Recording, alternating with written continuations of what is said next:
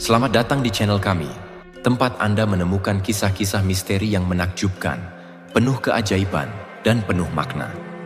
Di sini, kami menghadirkan cerita-cerita nyata yang sulit diterima akal sehat, namun mampu membuka mata kita pada dunia yang penuh misteri. Jadi, siapkan diri Anda untuk menjelajahi kisah-kisah yang akan menggugah pikiran dan perasaan Anda. Pernahkah Anda mendengar kisah yang begitu mengerikan, di mana seorang anak yang seharusnya menjadi harapan keluarga justru dijadikan tumbal dalam sebuah ritual pesugihan? Pada kesempatan kali ini, kami akan membahas sebuah kisah nyata yang mengungkap kembalinya Madin, anak yang 15 tahun lamanya dianggap sudah meninggal, tapi tiba-tiba muncul kembali dari alam yang tak terbayangkan. Apa yang sebenarnya terjadi padanya? Dan bagaimana dia bisa selamat dari jeratan siluman yang menyeramkan? Simak ceritanya sampai habis, karena kisah ini akan membuka mata Anda tentang sisi gelap dari ketamakan manusia.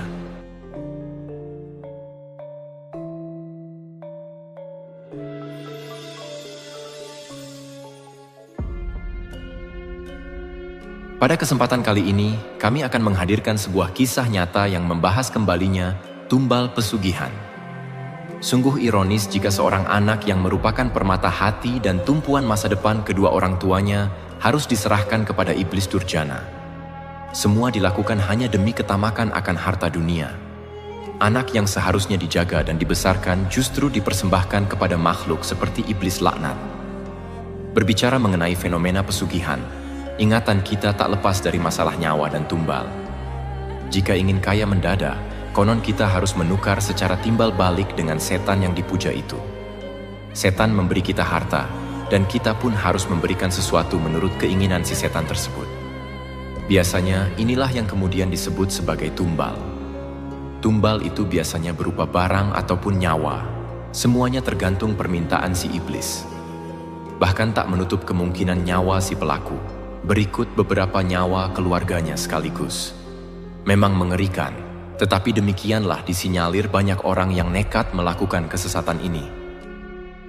Bicara tumbal, ada pengalaman luar biasa yang dialami oleh seorang lelaki dari daerah Bogor yang kini telah berusia 50 tahun, sebut saja bernama Madin. Menurut pengakuannya, selama 15 tahun dia hidup tersiksa di alam siluman babi karena ditumbalkan oleh kedua orang tuanya demi meraih kekayaan. Setelah 15 tahun, berkat kuasa ilahi, ia bisa pulang kembali ke keluarganya. Karena itu, terkuaklah aib kedua orang tuanya yang selama ini tak dia ketahui. Tentu saja kepulangannya itu menjadi pembicaraan seluruh kampungnya. Bahkan hingga saat ini pun, masih banyak yang takut bila harus dekat-dekat dengannya, dengan alasan dia pernah mati, atau banyak yang mengatakan dirinya adalah mayat hidup, bahkan tak terkecuali ibu kandungnya sendiri. Saat dia pulang, ayahnya ternyata telah meninggal.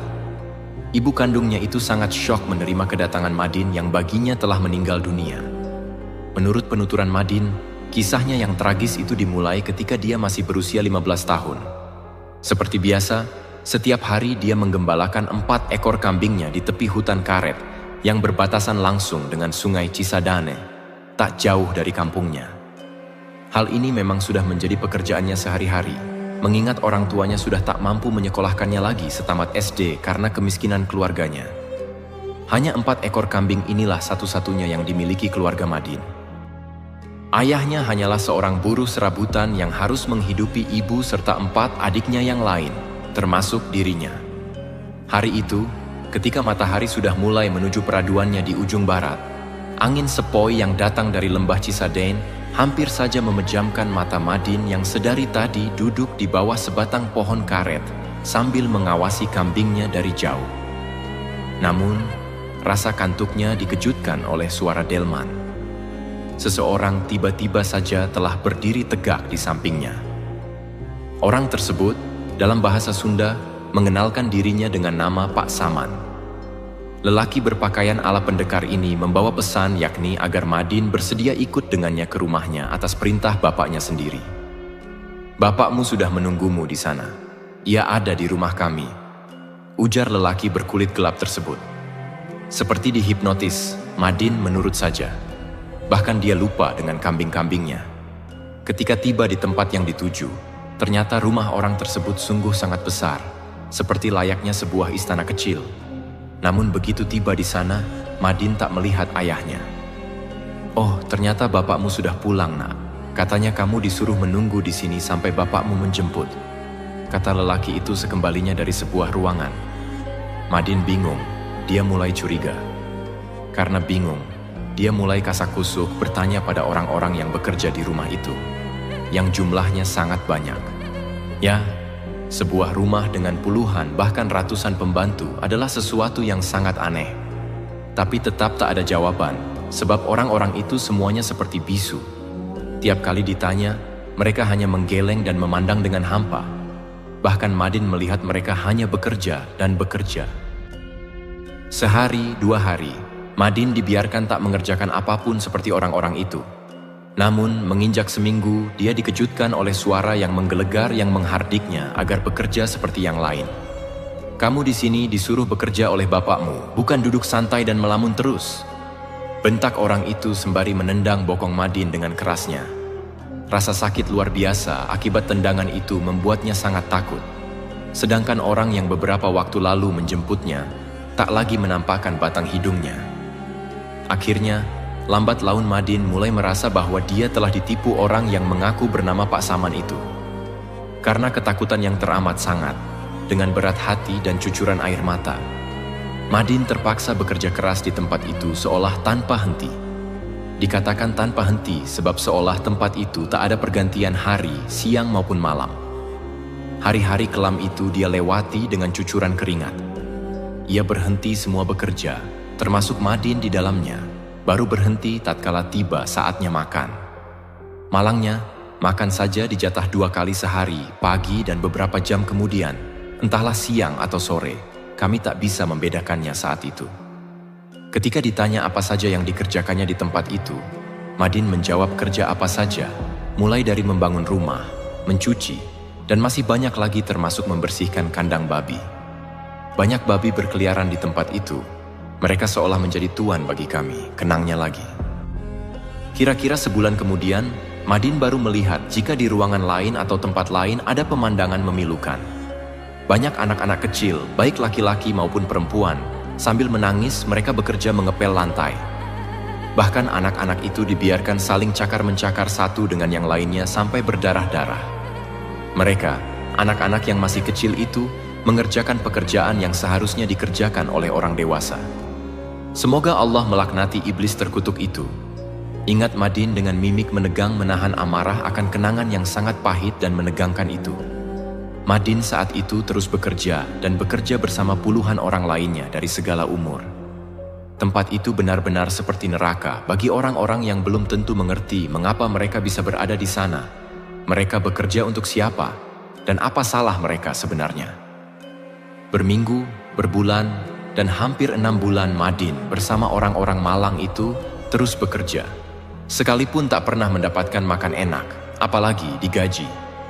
Kita kembali saat Madin hilang ketika menggembala kambingnya beberapa waktu sebelumnya di hutan dekat dengan aliran sungai Cisadane. Ketika itu, berita tak pulangnya Madin ke rumah bersama kambing-kambing gembalanya menjadi kegemparan seluruh warga desa. Kedua orang tua Madin pun ikut panik dan menangis demi mengetahui Madin tak pulang hingga larut malam. Setelah disepakati oleh beberapa pemuka desa, akhirnya rombongan sesepuh desa dibantu beberapa pemuda mencari Madin di tempat biasa dia menggembalakan ternaknya. Memang tak begitu sulit menemukan tempat itu, tapi para penduduk tidak menemukan Madin. Hanya 4 ekor kambingnya saja yang ada di tempat itu. Setelah dijelajahi areal hutan di sekitar tempat itu, nyatanya para penduduk tak menemukan juga jejak Madin.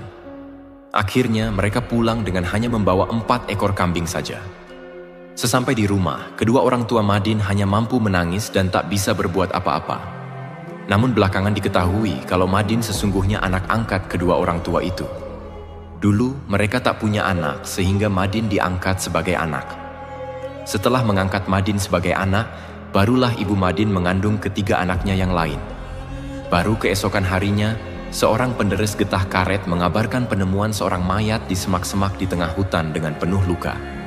Mayat itu tak lain adalah Madin. Para penduduk mengira dan diperkuat oleh analisa dokter bahwa Madin tewas karena diserang binatang buas. Hal itu ditandai dengan beberapa luka gigitan binatang dan beberapa helai bulu babi hutan yang masih menempel di kaosnya. Berita kematian Madin makin membuat gempar desa, bahkan ibunya beberapa kali jatuh pingsan. Entah pura-pura pingsan atau memang dia menyesal karena telah melakukan semua itu demi kekayaan. Yang pasti, saat itu juga jenazah Madin langsung dikuburkan. Selama waktu berjalan, kematian Madin sedikit demi sedikit mulai hilang dari ingatan seluruh warga desa. Setelah 15 tahun sejak kematian Madin, warga desa pun benar-benar lupa dengan kisah tragis seorang anak rajin itu. Bahkan saat ayahnya meninggal, kabar tentang Madin sudah dilupakan orang. Beberapa hari setelah ayahnya meninggal, kegemparan luar biasa kembali terjadi di desa itu. Tiba-tiba muncul seorang lelaki setengah baya yang mengaku bernama Madin. Anak yang dikabarkan meninggal dunia 15 tahun lalu akibat diseruduk babi hutan. Tak ada yang percaya jika dia benar-benar Madin yang sudah mati. Namun, sejumlah warga desa yang menjadi saksi peristiwa 15 tahun silam itu mulai percaya. Hal itu ditandai dengan beberapa tanda.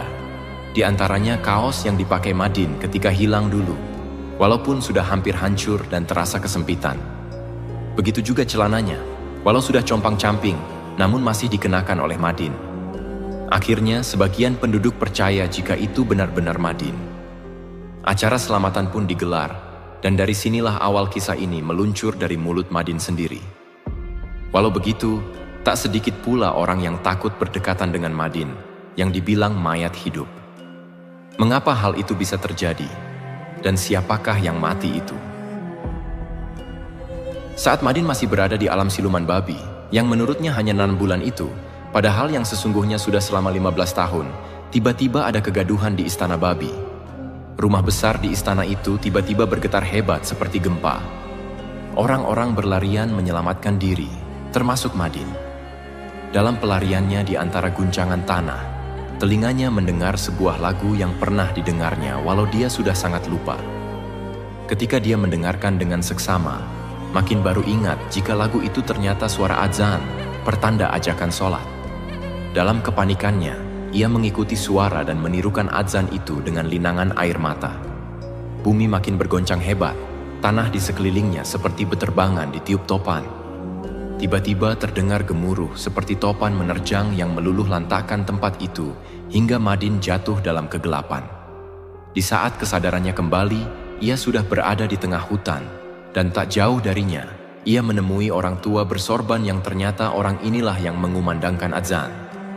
Begitu selesai, Madin segera merangkak dan memanggil orang tua bersorban itu. Orang tua tersebut tampak kaget dan bingung, seperti halnya Madin. Menurut penuturan orang tua itu, ia mencari seorang bocah perempuan yang konon diculik oleh makhluk halus di hutan karet ini, tapi yang muncul justru Madin. Namun, orang tua bijak tersebut mulai menangkap arti semua ini. Dengan menyebut kebesaran Allah, Madin diantar ke tepi hutan dan disuruh pulang. Siapakah gerangan orang tua ini? Ternyata orang tua tersebut adalah Haji Sapri, warga desa jauh yang dimintai tolong oleh keluarga bocah perempuan yang hilang itu untuk menemukan putrinya yang hilang secara misterius. Dengan kelebihan yang dimiliki serta karomah yang ada pada Haji Sapri, dia memastikan jika bocah perempuan itu hilang di sekitar tempat ini. Maka di tempat munculnya Madin, yakin di tengah hutan karet inilah, Haji Sapri berdoa serta mengumandangkan azan. Namun, tanpa diduga, dia justru menemukan Madin, padahal tujuan semula Pak Haji mencari bocah perempuan itu.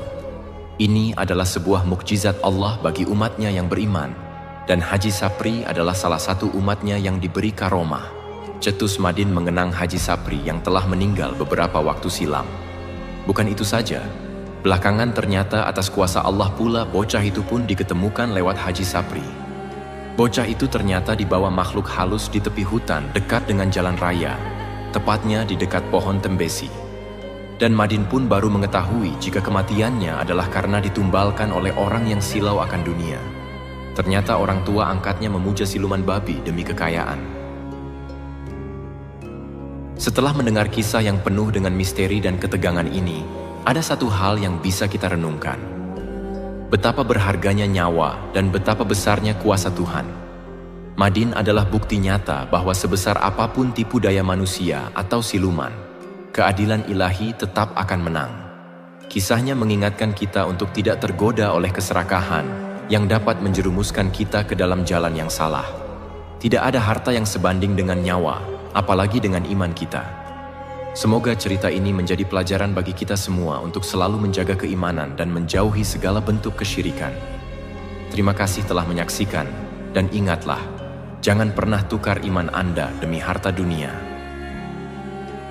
Terima kasih telah menyimak, jangan lupa untuk like, komen, dan subscribe untuk cerita-cerita menarik lainnya.